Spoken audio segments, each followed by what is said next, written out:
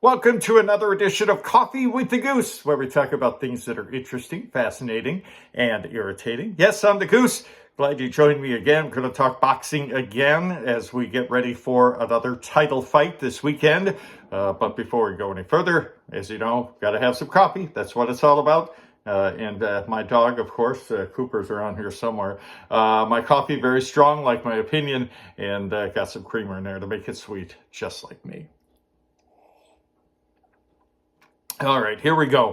A title fight in Las Vegas between Jerwin Ancajas of the Philippines and Fernando Martinez of Buenos Aires, Argentina. It is for the IBF Junior Bantamweight Championship of the world. Ancajas is a very popular, very skilled, and very experienced fighter. As a matter of fact, he's going for his 10th title defense. He's been the IBF Junior Bantamweight titleist since 2016. 10 title defenses, I think, and I haven't looked this up specifically, but after Mark Magsayo defeated Gary Russell Jr. here a few weeks ago for another title bout, I think that Ancajas is the longest reigning champion in the world right now. I could be wrong, but 10 title defenses, that's amazing. Pretty boy from Davao in the Philippines is a southpaw. And as you know, especially in boxing, that gives you a little bit of advantage.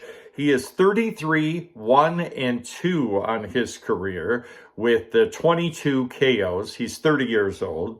His opponent, Martinez, also 30 years old, but he hasn't been fighting for that long. He is a former Olympic boxer, and he has a lengthy amateur career. So even though he's only fought 13 times as a professional, Pumita from Argentina is 13-0 with 8 KOs. So he is a very worthy opponent for Ancajas in Las Vegas. Now, even though Ancajas has been in the fight game for quite a while now and has been a champion for quite a while, this will be his first fight in Las Vegas.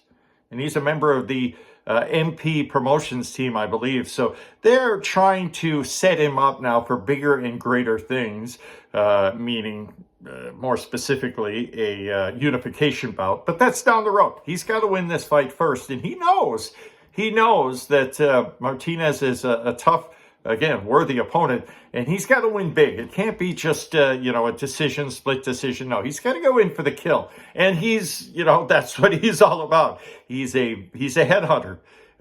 He has been called by a former promoter, Bob Arum, remember, of Top Rank Boxing. He called him years ago the next Manny Pacquiao. That's quite a lofty goal, but he's on his way, as I said, only with one loss in 36 pro fights. He's very good. If you've watched him fight, and I have, he is a joy to watch because he's skilled and he is tough, like all Filipino fighters. He's very aggressive. He is 5'6" tall. He has a 2.5 inch height advantage over Martinez. His reach, Ancajas, 66.5 inches. I can't find the reach numbers for Martinez, but I believe it's quite a bit shorter than that. So Ancajas has everything in his corner, including great trainers, Freddie Roach and company.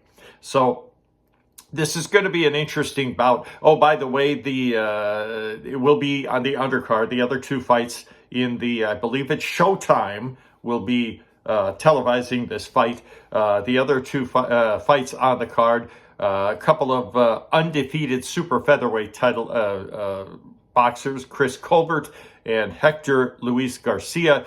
And the main event is super lightweight fight between a boxer we've heard about quite a while, Victor Postol, very, very good, against, no, not the Gary Russell that Mark Magsayo defeated, but yet an unbeaten Gary Antoine Russell.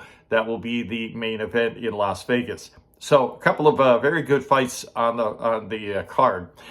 So let's try and figure out who's going to win this Ancajas versus Martinez fight. Again, all respect to Fernando Martinez. He's undefeated. He's a former Olympian. He's been doing this quite a while, even though he has only 13 pro fights under his belt. I'm going to be totally honest with you. Again, it's sports. You don't know what's going to happen until the fight actually takes place. But yeah, I can't see Martinez beating Jerwin Ancajas. He's got everything going for him. He's aggressive. The guy's a buzzsaw. His hands, as they say, are heavy. When he hits you, it hurts. It hurts all over. He's a headhunter. He's a lot like Manny Pacquiao and Mark Magsayo. He's coming forward. He's coming at you. But that doesn't mean he's, strictly a one-dimensional fighter. He's very skilled. He has the, all the fundamentals down. He's, he has more experience than Martinez. His resume is much better. He's fought his competition throughout his career is much, much better than Martinez. And he's just too skilled. He hits you with both hands. Yes, he's left-handed, which presents, a challenge in itself. And if you've been watching boxing or sports, any sport for that matter, being a left-hander gives you a little bit of an advantage, whether it's basketball or, baseball or whatever. Most sports, if you're a left-hander fighting an orthodox fighter, as Fernando Martinez is, it's going to give you an advantage. It's just a different angle. It's completely opposite of what you're used to facing. So Martinez is going to have his hands full. He's, to his credit, he's undefeated. He's a very confident fighter. I saw a press conference just recently, and Martinez, even though I saw something that you pierce through the armor, if you will, you see little things in their behavior that kind of tips them off. Martinez, he's showing the camera and showing the supporters in the audience, hey, I'm the man, I'm dangerous, I'm a great undefeated fighter. Yep, all that's true. But when they did the face-off with Ancajas, Martinez, he looked pretty uncomfortable. He tried to put on a little smirk, a little smile. Ancajas had none of that. And then he couldn't look him in the eye for very long. And that's a dead giveaway.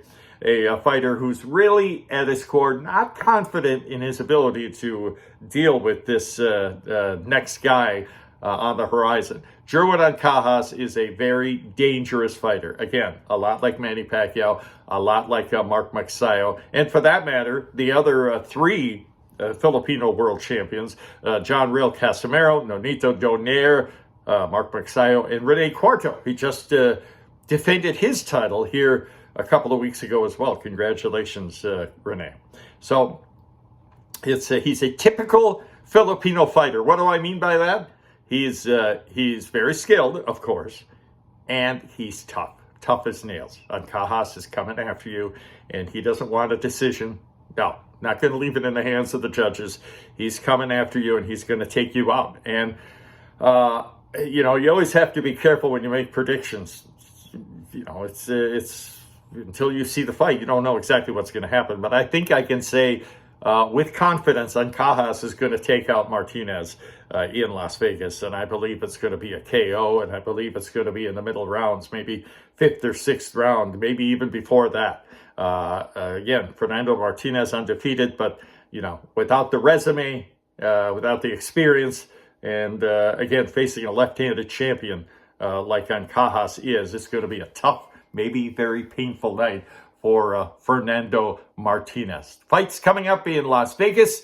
Jerwin Ancajas against Fernando Martinez for the IBF Junior Bantamweight Championship of the World. And again, the other two fights, a couple of undefeated super featherweights, Chris Colbert and Hector Luis Garcia, and the super lightweight main event, Victor Postol, who we're very familiar with, against Gary Antoine Russell. And again, just to remind you, that's not the same Gary Russell that Mark Magsayo defeated a short time ago. So I see it as the Ancajas-Martinez bout.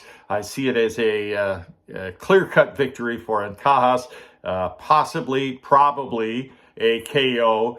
And I see Ancajas heading towards bigger and better things after this first fight in Las Vegas and the 10th title defense of his illustrious career. Pretty boy, 33-1 with 2 KOs and maybe 2 draws, 22 KOs, and I see a 23rd KO coming in Las Vegas. That's it for this edition of Coffee with a Goose. Thank you so much for joining me, and thank you all you folks who subscribe. I appreciate it so much. My producer Jude and I are very thankful that all of you folks watch, and we're just having fun with this, right? Give me your comments. Like to hear what you guys have to say, and we will talk to you fight night right here on Coffee with the Goose.